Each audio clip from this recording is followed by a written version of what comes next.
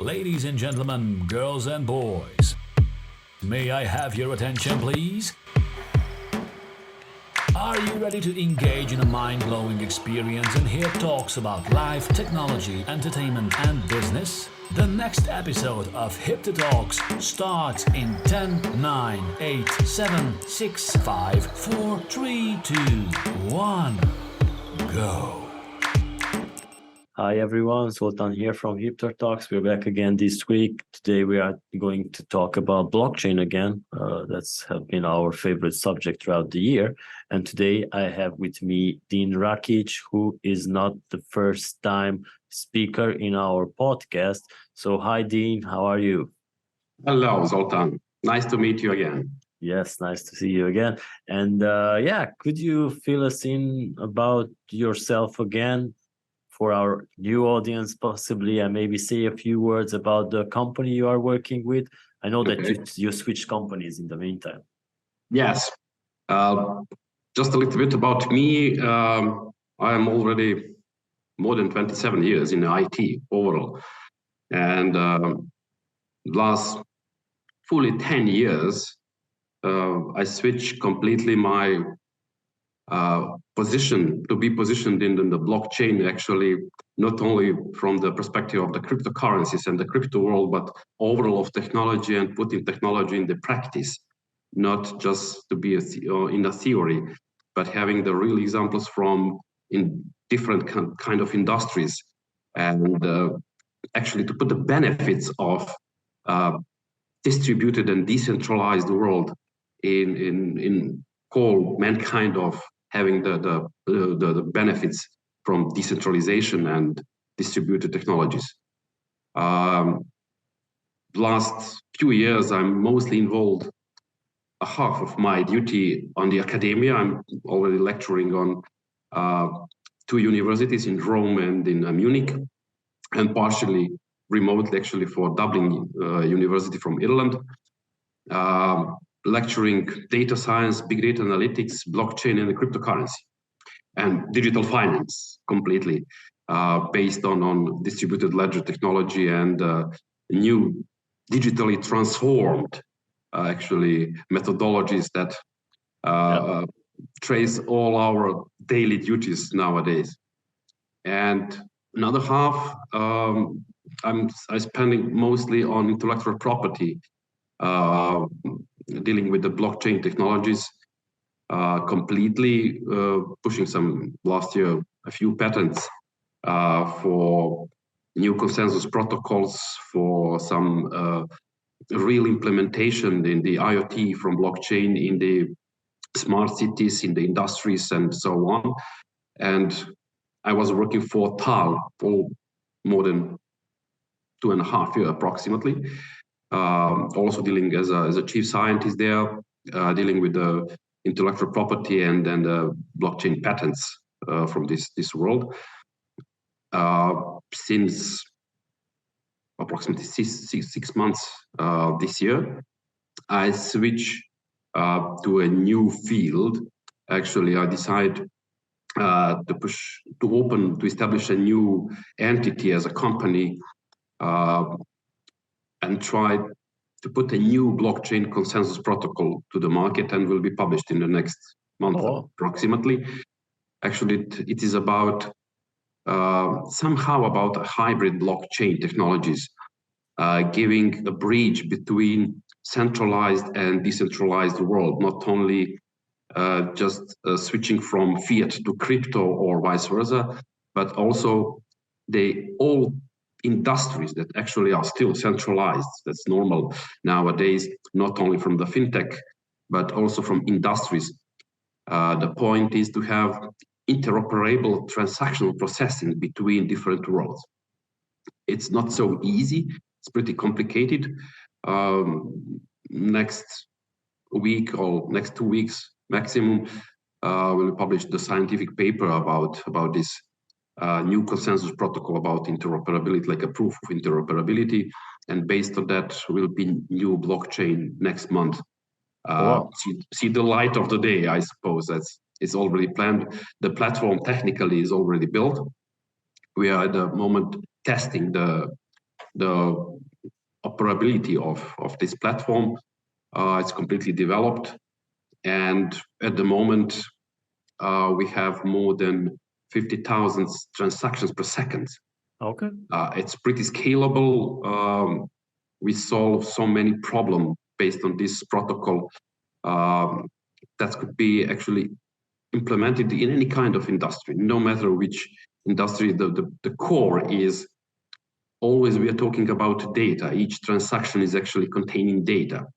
And if we cannot handle or exchange data amongst each other in the nodes, the distribution and whole distributed technology and databases that deal nowadays already on a distributed world, and especially decentralization could not work, because if there is no interoperability, not only between switching two worlds, bridging two worlds, but also in the verticals of two worlds. And therefore, I'm trying to put this consensus protocol at the blockchain 0 level, so it can go through vertically through all blockchains, that it doesn't harming any of the already existed consensus protocols and the blockchain that already exists on the market, to connect each of them without wasting so many times and bottlenecks technically, to make it interoperable between different worlds, different technologies, different worlds. Actually, the interoperability is the base to switch and to connect different worlds to speak the same language. Just as simple to explain. And during the test phase, we have a success, and hopefully the very soon the implementation in the fintech in some other industries will be already shining. That's good to hear, because the main subject for this podcast is the real life examples of blockchain in our daily lives. So maybe could you tell us what are some of the examples you could give that we are already using on the blockchain and we don't even know it, or maybe it's helping our daily lives? Yeah, for sure. Normally, when the blockchain starts, since 10, 12 years ago, or a little bit more, the focus and targeting is always somehow financial or a fintech. Normally with the cryptocurrencies, and a possibility that giving a kind of trust between anonymity and transparency between people that they are approaching the network, making transactions more easier to be handled with lower costs and all that trust and immutability that blockchain gives. But this is just one point, one derivation actually of putting the blockchain in the industries. I was working a lot of years in the medical field, in the healthcare actually, and most of my scientific work were based on implementing a data science and the big data and everything around data in the healthcare industry, to simplify the exchange of data without using so complicated and complex protocols and the standards that already exist, because each region worldwide, each country has its own regulation. That's normal that they have proposed for each country their own regulation about healthcare, about data security, about handling data overall, the infrastructure in telematics and so on. And exchanging data, especially in the cross-border data exchange, was pretty complicated and still is. And actually, from this point, I start at the beginning joining to and looking for the distributed ledger technology and distributed databases actually from the first moment, and start working with the blockchain as a promise technology. And after that, I start with the IoT and the smart cities and the fintech and so on and so on. But the most of the examples that nowadays already lives, no matter if we're talking about a public or a private blockchain solutions, doesn't matter. The principle is in the meaning. Besides the healthcare, we have also the supply chain, different types of industries, in social media, so many implementations already have been done. I'm focusing actually on 3 points at the moment in the real life: healthcare, a supply chain, and smart cities and Internet of Things. Actually, it's a kind of overall industries and so on. In the healthcare, just in the short, to be much more precise, in the healthcare is always in the meaning we have as so many protocols, so many data. Normally, since 1930s, the governments already started with the social security number, and that's something that recognize in some countries each person who is and what is connected with him. But in the last decade, especially when such a lot of data are produced, and the huge amount of data is actually covered under just the one ID or national personal ID or a security number or whatever, we have so many hidden patterns besides this one. And it's not so easy to handle such a transactional processing between them, especially in the healthcare. And the problem in the core of transacting all of these data in the healthcare is actually on 2 points, on the security and the trust. Who is own my data? What I'm doing with my personal data? It's not only just one number. It's a whole history. For instance, someone who is 50, 60 years old. So many data already produced since the childhood to be covered.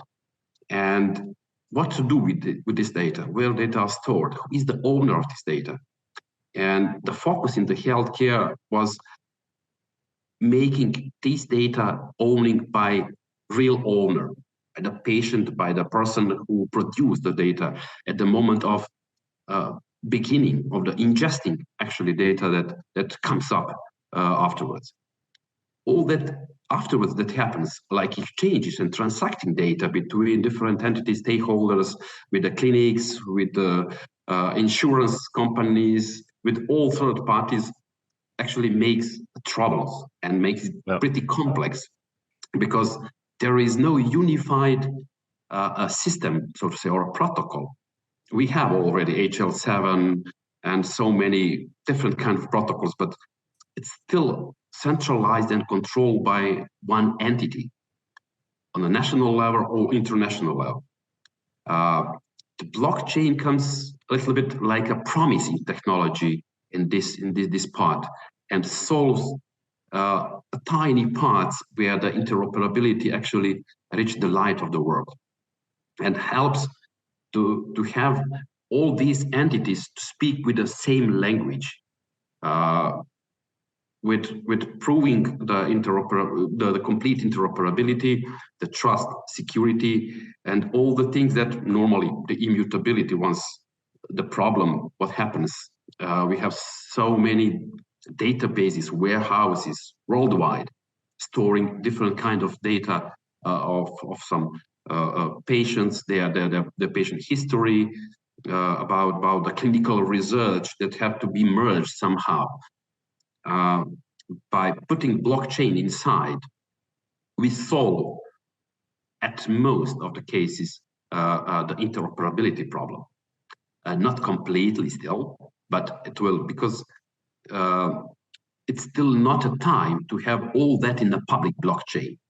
It's a kind of future, and probably will be in the next decade that we can reach that point that the healthcare could be mostly on a public blockchain based, or such a kind of distributed technologies. But now is still some kind a step forward, putting that in a hybrid world, a partially centralized and partially mostly step-by-step go to the decentralized world, where the patient, the owner of data, will be a real owner. And no matter if you want just to have its own data, to give to someone for observation, for some other research studies, or to monetize them. That's the point where the healthcare should take care. All other transactions will be much more easier and convenient for all stakeholders, no matter if it is an insurance or some clinical study. They will know the source of data, because we have different sources, and most of the data are useless. We have a bunch of data that comes up to the different from different parties, and clinical studies should decide which kind of data to use. It's not so easy to pass the process of, for instance, of data extraction, cleansing, and so on, whatever filtering that needs to be done before any study, before any disease to go through and to make recommendations and make. Actually, the blockchain will give an ability in the healthcare to make a decision-making process much more easier, and to handle and to give the fast decision point from both sides, from the patient side and also from the physician doctor side from another. That's the point where the healthcare is focusing with the blockchain. Normally, developing so many standards, protocols, and so on should be covered to make that interoperability. All right. Yes. Yeah, go ahead. Another point is a supply chain. Yeah. Where I'm focusing on a few fields in the supply chain. Actually, there are so many steps. No need to go the steps of the supply chain, because the people already know what the supply chain is, and no matter if it is a pharma industry or automotive industry or a food production, whatever, but supply chain has their own life cycle and put in all that. Blockchain already started to be part of the supply chains from different kind of industry, different types of data exchange. Because in each step we have to record to update some data, and this data should be secure up to the end of the cycle, so that the track back, the tracing data up to its source should be much more convenient. Do you think that this crypto winter or ice age, like they call it nowadays, and with the FTX scandal and everything, do you think it will be a pushback or? Yes, a little bit will be, because actually we have already about 20,000 of different types of coins, tokens on the market, and half of them are pretty dead. Most probably even more than half of them. Even more than half, approximately. I don't know, but just the right number. But it doesn't matter. That's the part of the democratization, actually. The blockchain technology gives an ability anyone to create a token. Yeah. That's the point. And by establishing a trust between someone who is created and establish an exchange or some crypto assets provider services, means to build trust. And after that, if your idea about the building a trust is just for the money collection without covering any regulatory points, then it should be failed. Yeah. That's the point. It's not just having a national regulatory point. The regulatory also in the crypto world. There are also points in the blockchain that should be covered. The rules about how the data are stored, what kind of data, what are the amounts, where the money source comes from. Because buying a crypto should have a source. Yeah. And if there is no source, and with the full anonymity, without having a source of and the history where the money comes from, that's the problem why many of the exchanges fail, actually, because normally the auditing points comes after some time and ask, hey, what happens? So we are producing something that is, in most cases, the cryptocurrencies has no physical assets that cover that. We are producing actually a virtual money. E-money should be an amount of something from the physical world that guarantee, or should be something like a service. This could not be only a house or a vehicle or a car or 1 kilo of gold, whatever. It should be backed. Yes, it could be backed also on a service. Some service that if I'm providing you a service, it's 1 hour of my service. It's normally. It could be. Everything can be digitized and put in a digital form somehow. Can be a token. The process of tokenization is pretty open for everything. We have just to follow the steps how to produce it. And if it is virtual, without any covering of any kind of services, then or asset, no matter if it's a tangible, non-tangible, do not have to cover the theory about it, whatever, then it should fail at some point of time. And this winter will, I'm pretty sure will clear the market a little bit of this. I don't like the word ballooning of crypto world but some of them really produces somehow that kind of ballooning and pushing different things in the same basket. Yeah, exactly. And therefore, in some moment, they cannot handle it anymore. This is one point. Another point is misunderstanding of technology. That is actually in the behind of it. How to produce, how to mint a coin or a token or money, digital e-money. Actually, we're talking, the crypto is also e-money. Yeah, exactly. That's the point.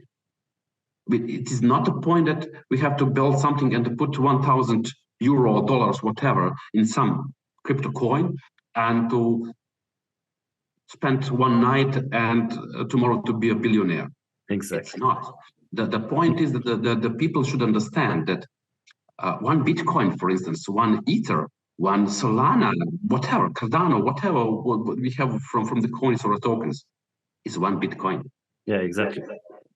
That's the point. And this one crypto, whatever, should be used in a practical manner in a transactional processing. No matter how much it's costing in a fiat or in other currency. It should be covered with some real service value, because it should produce a value. All these cryptos, all these fintech, all these financial points in the transactional processing is actually built to produce a value. If we produce just once a value, it's not success. The value should be continuous. We put that in the world to be used, not just to sit and wait that the price will get a rocket space and we will become a billionaire. It's not possible.